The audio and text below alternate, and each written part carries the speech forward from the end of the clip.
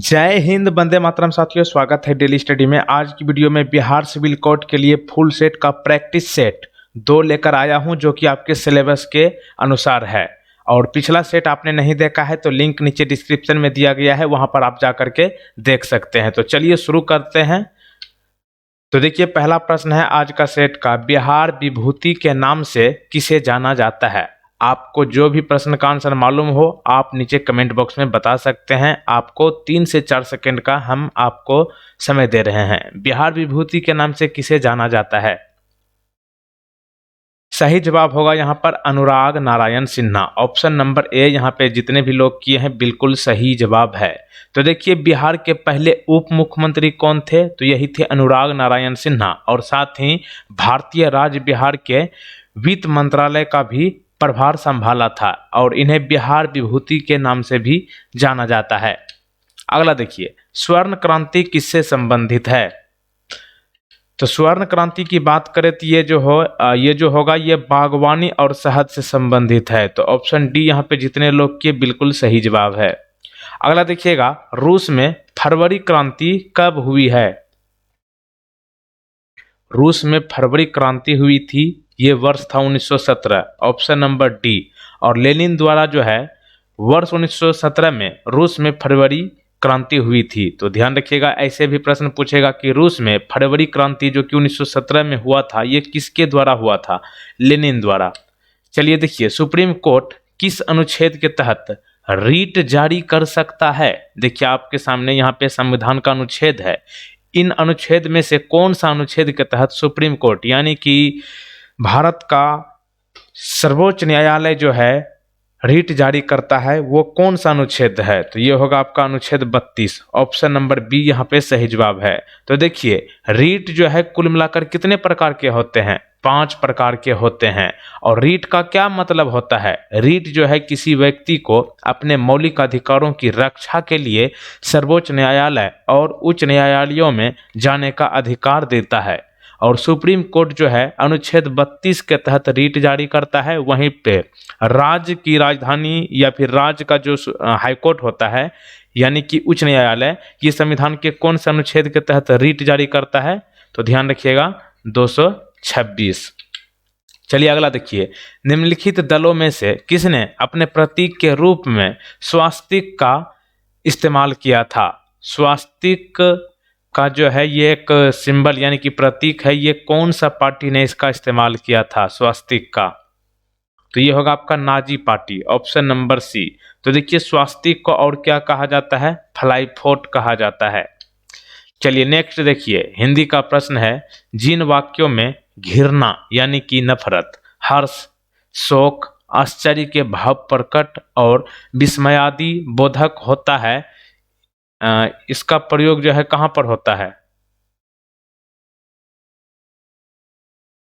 यानी कि जिन वाक्य में घृणा, हर्ष, शोक, आश्चर्य के भाव प्रकट और विस्मय यादि बोधक होता है उसको क्या कहते हैं, तो उसको कहते हैं विस्मयादि बोधक। ऑप्शन नंबर डी यहाँ पे बिल्कुल सही जवाब है। उदाहरण के लिए यहाँ पे ये जो चिन्ह देख रहे हैं ऐसे वाला, यहाँ पे ये ऐसा जो चिन्ह होता है इसको कहते हैं विस्मयादि बोधक चिन्ह, ठीक ना। जैसे कि वाह मतलब आश्चर्य हो रहा है ना, वाह तुमने तो मौज कर दी, वाह तुमने तो परीक्षा निकाल ली।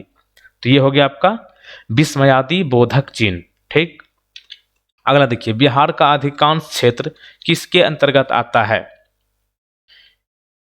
यानी कि मिट्टी में से कौन से मिट्टी का क्षेत्र जो है बिहार में ज्यादातर है, तो ये होगा आपका जलोढ़ मिट्टी। ऑप्शन नंबर बी यहाँ पे बिल्कुल सही जवाब है, जलोढ़ मिट्टी, ठीक। तो देखिए, बिहार में आमतौर पर 3 प्रकार की मिट्टी पाई जाती है, जिनमें कि पिडमोंट दलदली मिट्टी और तराई मिट्टी और गांगे जलोढ़। तो देखिए, यहाँ पे धान की खेती के लिए उपयुक्त मिट्टी कौन है बिहार में, पिडमोंट दलदली मिट्टी। अगला देखिए, बिहार के एक भारतीय किसान नेता कौन थे जिन्होंने जमींदारों और अंग्रेजों के खिलाफ आंदोलन के अधिकारों के लिए आंदोलन शुरू किया था। प्रश्न को एक बार फिर से पढ़िए, बिहार के एक भारतीय किसान नेता कौन थे जिन्होंने जमींदारों और अंग्रेजों के खिलाफ आंदोलन के अधिकारों के लिए आंदोलन शुरू किया था। उनका नाम है Yadunandan Sharma. Option number B. तो देखिए, जमींदारों और अंग्रेजों के खिलाफ आंदोलन के अधिकारों को रेरा सत्याग्रह के नाम से जाना जाता है और ये शुरू किए थे यदुनंदन शर्मा। नेक्स्ट देखिए, बिहार में अखिल भारतीय किसान सभा का गठन किसने किया था? अखिल भारतीय किसान सभा का गठन की बात करें तो ये होगा आपका Swami Sahajanand Saraswati, option number D. अगला देखिए, सिपाही विद्रोह के समय भारत का गवर्नर जनरल कौन था? सिपाही विद्रोह जब हुआ था उस समय भारत का गवर्नर जनरल कौन था? तो ये होगा आपका Lord Canning, option number A यहाँ पे बिल्कुल सही जवाब। अगला देखिए, 1857 की क्रांति को सबसे पहले सैन्य विद्रोह किसने कहा था? 1857 की क्रांति को सबसे पहले सैन्य विद्रोह किसने कहा था? ये होगा आपका John Lawrence, option number C यहाँ पे सही जवाब है। नेक्स्ट देखिएगा, इंग्लिश का प्रश्न, वन वर्ड सब्स्टिट्यूशन यानी कि OWS, ये जो है OWS आपको बताना है, यानी कि अनेक शब्द का एक शब्द हिंदी में अगर कहें तो। Fear of being enclosed in a small closed space, यानी कि वैसा व्यक्ति जिसको छोटे जगह से डर लगता हो उसको क्या कहते हैं? Fear of being enclosed in a small closed space, छोटे जगह में रहने या फिर जाने से डरने वाले व्यक्ति को क्या कहते हैं? उसको कहते हैं क्लास्ट्रोफोबिया, ऑप्शन नंबर बी यहाँ पे सही जवाब होगा। बाकी की ऑप्शन की बात करें, एग्रोराफोबिया, एग्रोराफोबिया का मतलब क्या होता है? जो व्यक्ति भीड़ से डरते हैं। क्लास्ट्रोफोबिया तो आपका हो गया बंद स्थान से डरने वाला व्यक्ति।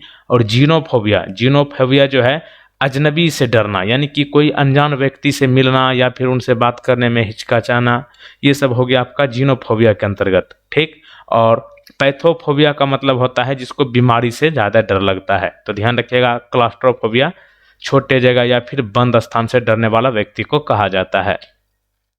1857 की क्रांति की शुरुआत कहाँ से मानी जाती है? 1857 की क्रांति की शुरुआत की बात करें तो ये माना जाता है मेरठ से, ऑप्शन नंबर सी यहाँ पे सही जवाब है। अच्छा, आपसे प्रश्न ये भी पूछा जा सकता है कि 1857 की क्रांति किस दिन से शुरू हुई पहली बार? तो ये होगा आपका 10 मई 1857 को। कहाँ से? मेरठ से। मेरठ कहाँ है? उत्तर प्रदेश में है। भारत का पहला गवर्नर जनरल जिसने सती प्रथा समाप्त की उसका क्या नाम था? सती प्रथा जो समाप्त किया गया था उस गवर्नर जनरल का क्या नाम था? तो ये होगा आपका William Bentinck, option number B. अच्छा, किसके सहयोग से विलियम बेंटिक जो है सती प्रथा को समाप्त किया था? तो ये होगा आपका राजा राम मोहन राय जी के सहयोग से। कब सती प्रथा की समाप्ति की गई? 1829 में।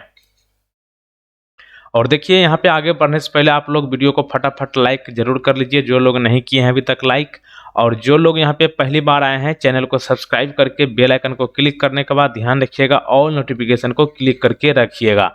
और जो लोग फ्री में टेस्ट देना चाहते हैं पूरे के पूरे आप अपने फुल मॉक टेस्ट, तो आप हमारा वेबसाइट www.dailystudy.co.in पर जाकर के फ्री में टेस्ट दे सकते हैं। यहाँ पे एक बार आप इस वेबसाइट पर जरूर जाइएगा, dailystudy.co.in। यहाँ पे आपको सभी चैप्टर का टॉपिक वाइज जो है आपको यहाँ पे बेहतरीन तरीके से विकल्प को जो है एक्सप्लेन करके बताया गया है। तो यहाँ पे आप जरूर जाइए www.dailystudy.co.in। चलिए आगे बढ़ते हैं। पलासी की लड़ाई सिराज उद दौला और किसके बीच लड़ी गई थी? पलासी की लड़ाई सिराज उद दौला और किसके बीच लड़ी गई थी?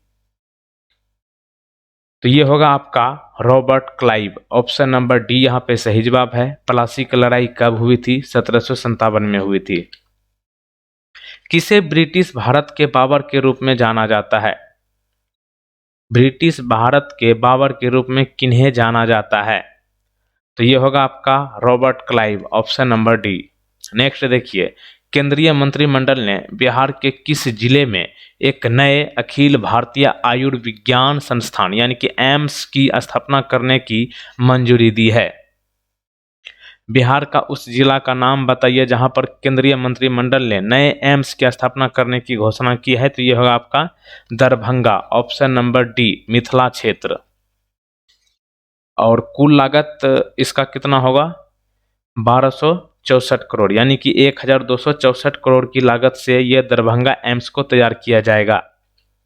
ऐसे शब्द जो दो या दो से अधिक शब्द, वाक्य या फिर वाक्यांशों को जोड़ने का काम करते हैं वे शब्द क्या कहलाते हैं? हिंदी का प्रश्न है, ऐसा शब्द जो दो या दो से अधिक शब्द या फिर वाक्य या फिर वाक्यांशों को जोड़ने का काम करता है उसको क्या कहते हैं? उसको कहते हैं समुच्चय बोधक। Option number C. उदाहरण के लिए, वह दफ्तर से आया और सो गया। देखिए यहाँ पे दो काम हुआ है, पहले क्या किया, वह दफ्तर से आया फिर उसके बाद सो गया, तो ये जोड़ने वाली वाक्य हुआ कि नहीं? तो इसलिए इसको क्या कहेंगे, समुच्चय बोधक। भारतीय संघ के किस भाग में संघ और उसका क्षेत्र विषय दिया गया है? संघ और उसका क्षेत्र भारतीय संघ के किस भाग में दिया गया है? तो ये दिया गया है प्रथम, ऑप्शन नंबर ए। UNHCR का पूरा नाम क्या है? What is the full form of UNHCR? इसका पूरा नाम होगा United Nations high commissioner for refugees. अगला देखिए, बिहार के बारे में इनमें से कौन सा ऑप्शन सही है? बिहार के बारे में इनमें से कौन सा सही है? लोकसभा की सीटें 40 है, बिल्कुल है। राज्यसभा की सीटें 16 है बिहार में, बिल्कुल है। विधानसभा की सीटें 243 है, ये सही है। और प्रमंडल की संख्या कितनी है? 38, ये गलत है। तो यहाँ पे क्या होगा, बिहार के बारे में इनमें से 3 सही है, जो कि ऑप्शन में यहाँ पे गलती से लिखा गया है उपर्युक्त सभी। प्रमंडल की संख्या 9 है और 38 है जिलों की संख्या। तो यहाँ पे अगर ऐसा होता प्रमंडल की संख्या 9 यहाँ पे लिखा रहता 38 की जगह पर, तब ये उपर्युक्त सभी सही होता। अन्यथा यहाँ पे आप ऐसे कर सकते हैं, A, B और C सत्य है। ठीक, तो ध्यान रखिएगा, लोकसभा की सीट बिहार में 40, राज्यसभा 16, विधानसभा के सीट 243 और प्रमंडल जिसको कि आप लोग डिवीजन कहते हैं ये 9 है बिहार में। तो यहाँ पे आप इस तरह से आंसर कर लीजिएगा। ठीक, आगे चलते हैं। ओम के नियम किस पर लागू किया जा सकता है? ओम के नियम किस पर लागू किया जा सकता है? तो ये होगा आपका प्रतिरोधक पर, ऑप्शन नंबर ए। तो देखिए, प्रतिरोधक की SI इकाई ओम है और इसे इस तरीके से यानी कि इस प्रकार से जो है दिखाया जाता है। मिस्र की राजधानी कहाँ है? मिस्र की राजधानी की बात करें तो यहाँ की राजधानी है काहिरा, ऑप्शन नंबर सी। अगला देखिए, इंग्लिश का प्रश्न, choose the correct assertive form of the following sentence from the given options. यानी कि ये जो है निगेटिव सेंटेंस है और इसको आप लोग को पॉजिटिव करना है। जैसे कि यहाँ पे क्या लिखा गया है, बुक्स आर नॉट अवेलेबल, यानी कि यहाँ पर किताब उपलब्ध नहीं है ये कहना चाह रहा है। तो इसका पॉजिटिव वे में ले, यानी कि इसको अगर आप पॉजिटिव में करें तो क्या होगा, बुक्स आर अवेलेबल यानी कि किताबें उपलब्ध है। तो यहाँ पे ऑप्शन ए को आंसर कीजिए। तो ऑप्शन ए यहाँ पे सही जवाब है, बुक्स आर अवेलेबल। अगला देखिए, संविधान के किस अनुसूची में 22 भाषाओं का उल्लेख है? तो ये होगा आपका 8वीं अनुसूची में जो है भाषाओं का उल्लेख किया गया है। तो ध्यान रखिएगा, 8वीं अनुसूची।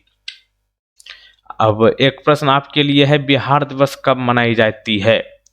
इस प्रश्न का सही जवाब आपको नीचे कमेंट बॉक्स में बताना है, बिहार दिवस कब मनाई जाती है। और पिछला सेट आपने नहीं देखा है तो आप नीचे कमेंट बॉक्स में जाकर के देख लीजिए या फिर डिस्क्रिप्शन में भी आपको मिल जाएगा। और जो लोग फ्री में टेस्ट देना चाहते हैं तो आप यहाँ पर जाइए dailystudy.co.in। यहाँ पे आपको पूरे के पूरे क्वेश्चन का आंसर बहुत एक्सप्लेन करके समझाया गया है। तो वहाँ पर आप जाकर के टेस्ट दीजिए बिल्कुल फ्री में, dailystudy.co.in। तो मिलते हैं अगले वीडियो में। जय हिंद।